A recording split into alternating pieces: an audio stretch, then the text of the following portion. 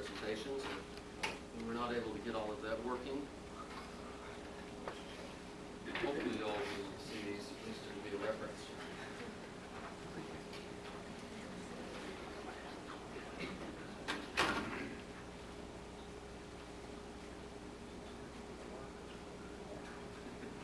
Dr. Anwar in the face. No, I'm going to go ahead.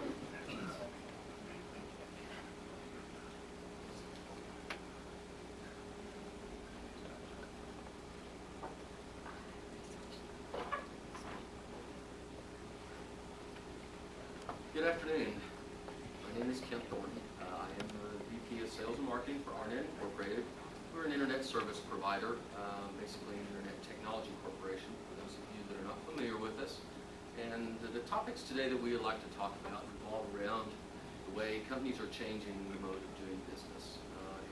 And a lot of that goes around what is called electronic commerce or e-commerce in today's terms.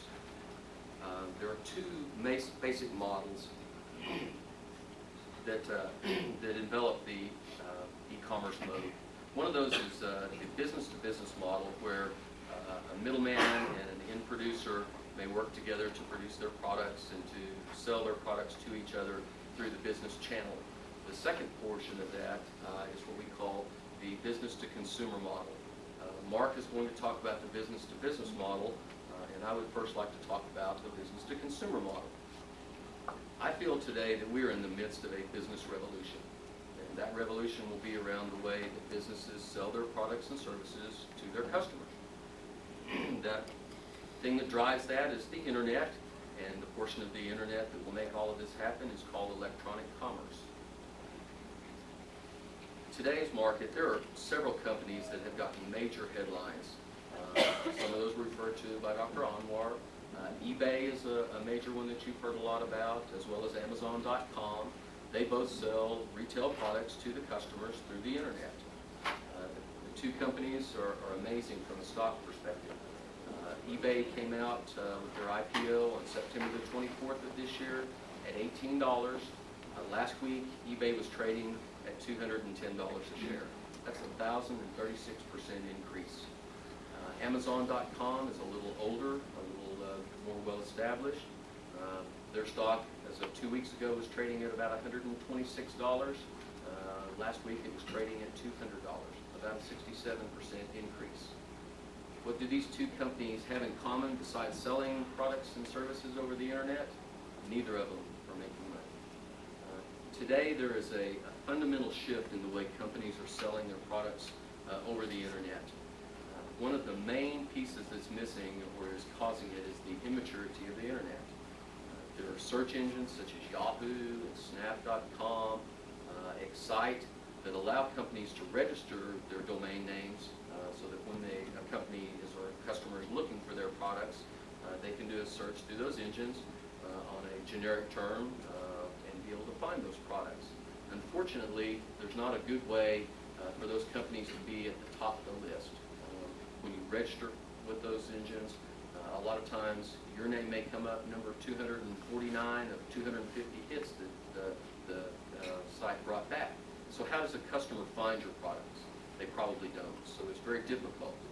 As the internet matures, as those engines become more stable, become more advanced, then some of those products will be easier to find, and companies will be easier directed to find those companies, and those products will then sell better. But today, those companies are spending millions and millions and millions of dollars in the traditional offline advertising methods to be able to get people to come to their online sites through both print media, television, radio.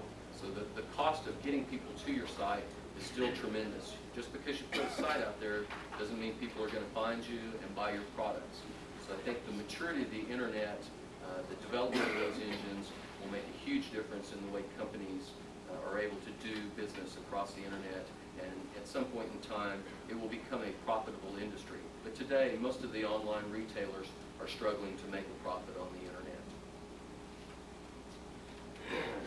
For the Christmas season, some of the retailers such as the Gap, Disney, Kmart, they are working with the Visa Internationals, the MasterCards, in offering rebates and offering discounts and incentives to their customers that buy products on the internet as a method to try to attract new business to their websites. But until we get more mainline and more people get online, it's going to be very difficult for people to make profits selling retail on the internet strictly as their sole source of doing business.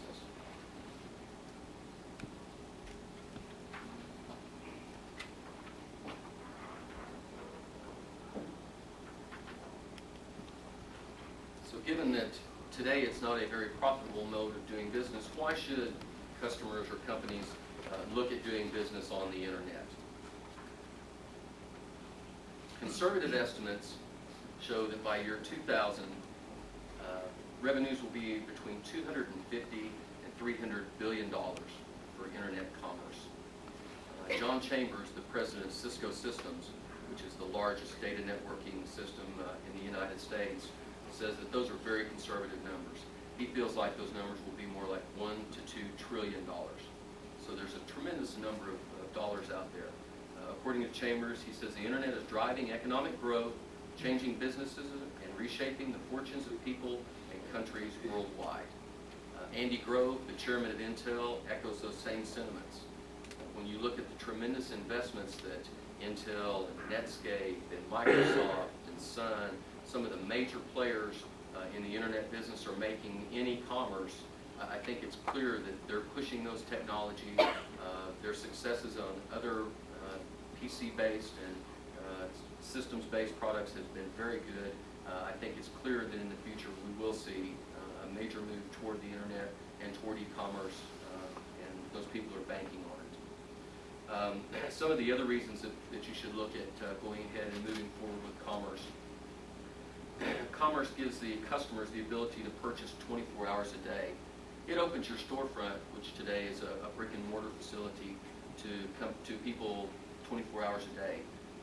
Today, from 8 to 5, people can come in and purchase, but for those that work odd-hour jobs, those types of things, it's difficult sometimes for them to come to your business. The internet, by being open 24 hours a day, gives them the option to purchase and to shop anytime they desire. The internet also reduces the cost of customer service.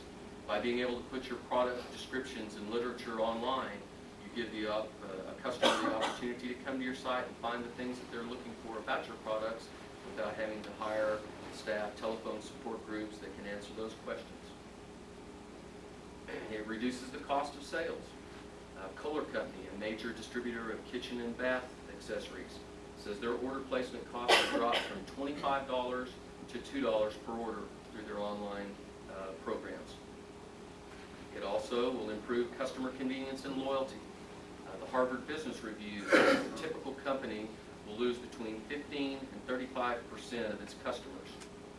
A 5% reduction in defections of customers can result in a 25 to 85% hike in net profit. So by offering better services, offering more ease to get to your products and services, you'll have better customer retention, and in the end, that will drive additional profits for your company.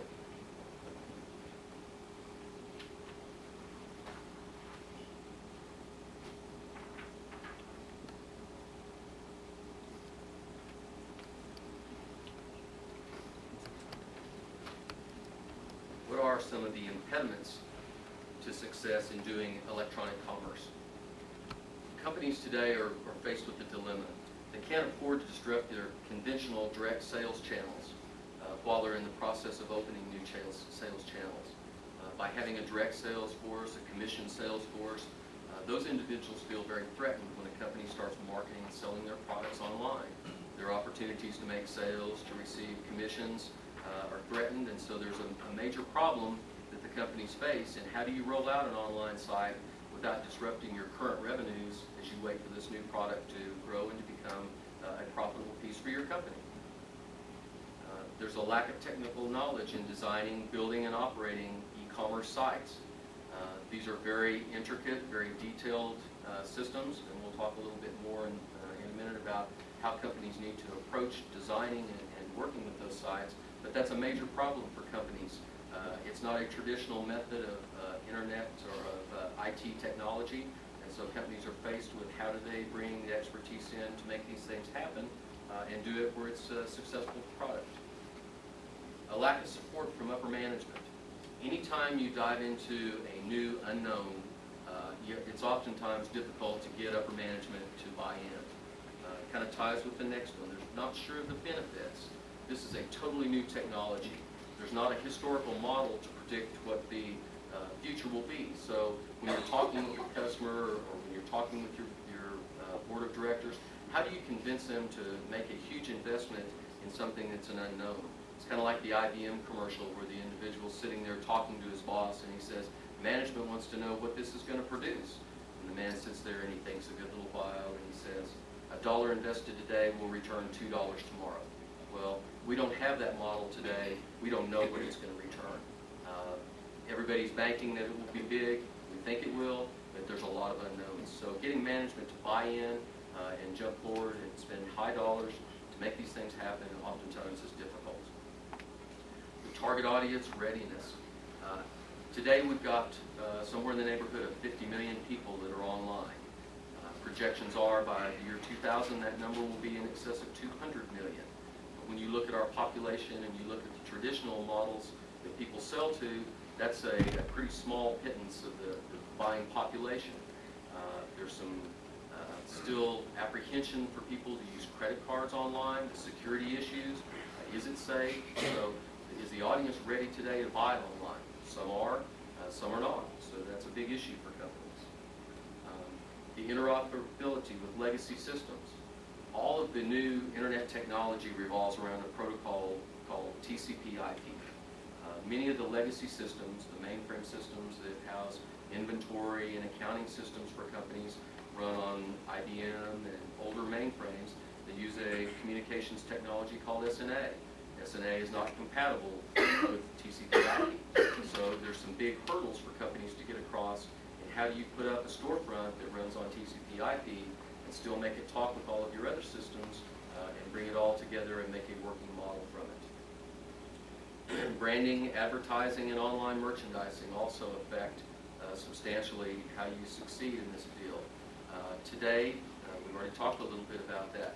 The online advertising, with the limited number of customers that are actually on the internet, getting that message out to everyone so that they will buy on your online site, oftentimes is done in offline modes, and so it's very expensive. Until the internet becomes more sophisticated, that is a definite impediment to success.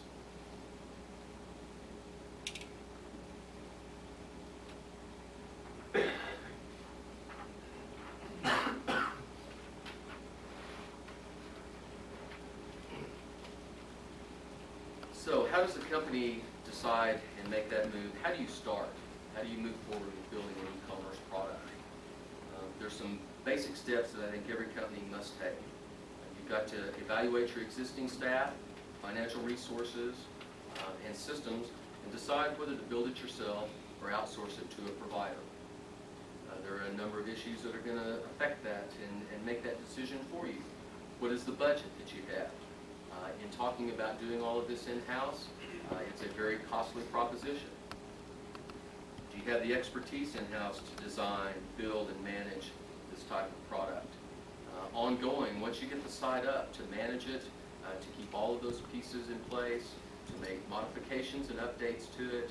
It takes a very technical staff in new technologies, not just in traditional technology. What types of equipment do you have? Will your system support e-commerce? Are you going to have to buy a tremendous amount of new equipment? Does your company have dedicated connectivity where a site can be up 24 hours a day? If you have an online store site, the only way it's going to benefit you is if the site's available to everybody 24 hours a day. So how do you provide that? You either bring dedicated connectivity into your facility, house that site on your own property, or you outsource that to an internet company where they can provide and host that for you. If you build it, what platform will it be on? Today, most of the e-commerce solutions run either on the Unix platform or on Microsoft's NT platform. Do you have those in-house? Is it going to require you bringing in new systems that you're not currently familiar with? Again, it goes back to your IT staff. Can they build, can they support it, and manage it long term? How will these systems integrate into your financial applications, your inventory and shipping systems? in your customer service applications. One of the things we talked about earlier was the cost benefits and cost reductions by having online sales. If these applications do not seamlessly fit into all of your other products that you have today, you won't take advantage of the cost benefits. If somebody places that order online and you've got to then manually go in, find out if your inventory is available, place that order, send that to your shipping department so they can ship it out, pass that information to customer service so they can talk with your customers if there are issues, you defeat the entire purpose. So you've got to integrate the storefront, online storefront, into your existing applications. Again, depending on what platform they're on and what systems they are, this can be a very costly, very difficult process. Can your staff do it? Can they manage it? And so on. How will you clear the credit card transactions? Online buying today, you're asking a customer to give you a credit card transaction. How you then process that transaction and get those funds into your account is a big issue. There are several companies out there, CyberCash, IC Verify, which is just a software system that you can use yourself, will clear those transactions. But again, how do you manage that? How do you integrate it in with the rest of your storefront? How do those funds flow into your existing accounting systems? All of those things are a major issue that you have to look at as you start to build these systems.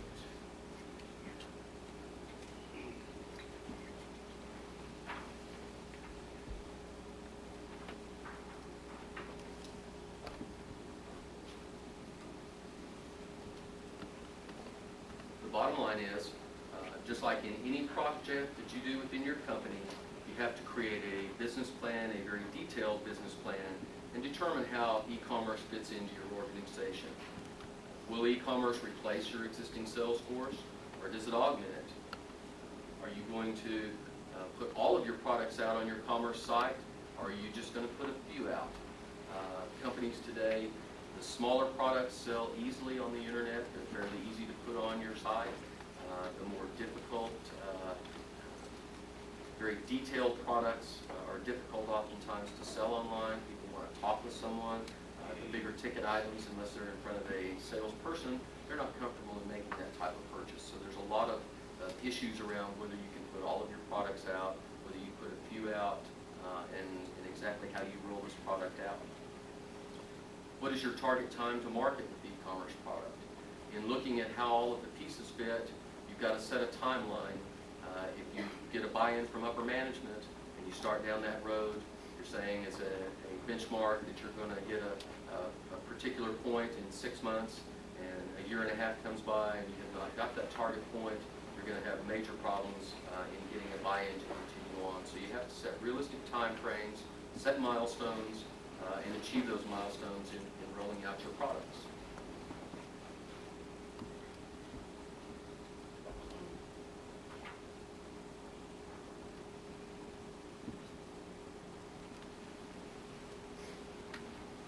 So what are some of the keys to success in creating an online storefront? I think it is to start small and then grow your site. Get something that you can put your arms around to begin with.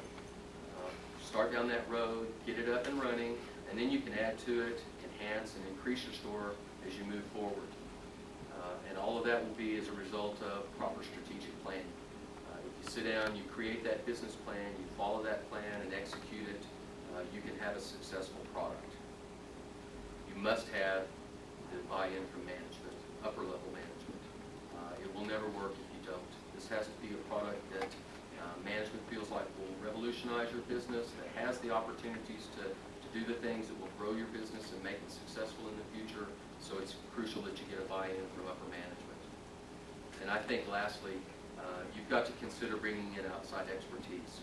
Today, there are very few companies that have the internal expertise to build an online storefront successfully, to go through all of the hurdles that are there, to make it a smoothly integrated product into your existing sales channel, and make it a beneficial part of your company. You need to look outside. Bring somebody in that has done this before, that understands how the pieces fit, and that can help you make it all work in the long term.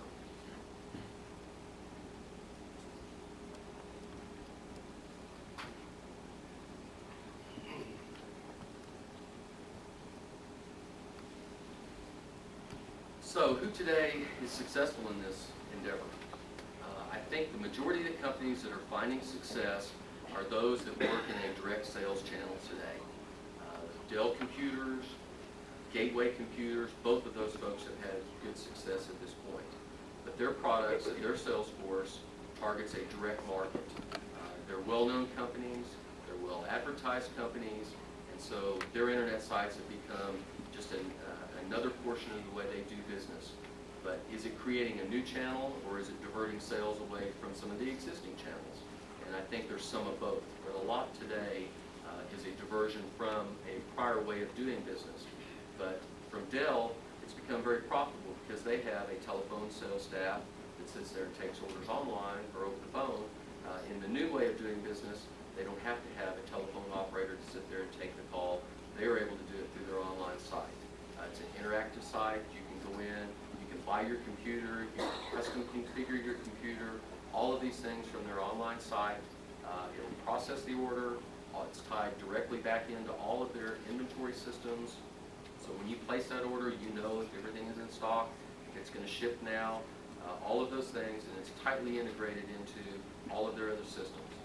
For Dell, they have had a number of days, particularly over the last Christmas season, where they had in excess of $6 million a day generated from their online site. So it can be profitable. It's a difficult road. There's a lot of hurdles to get across. And I think looking long term, some of those hurdles will get better. But until we get more people online that are comfortable in doing business online, it's a difficult road. And for a company to think they're going to just put a storefront up and it's going to be hugely successful and they're going to make thousands and thousands of dollars from it, I think that's a misconception. It's a product, just like any new developing system that's put into place. It takes time for it to grow, to mature, for all of the pieces to fit, for everybody to understand how it works, and it's a long-term endeavor. I think it'll revolutionize the way we do business. Will it initially? Will it today? No. But I think in the future, if we look year 2000 and past, it's going to become a major part of the way companies start to do business. And if you're going to be competitive in the marketplace in the future, it's a road that you have to go down. It's costly, it's difficult, but I think in the long run, we'll be hugely successful and companies will do very well.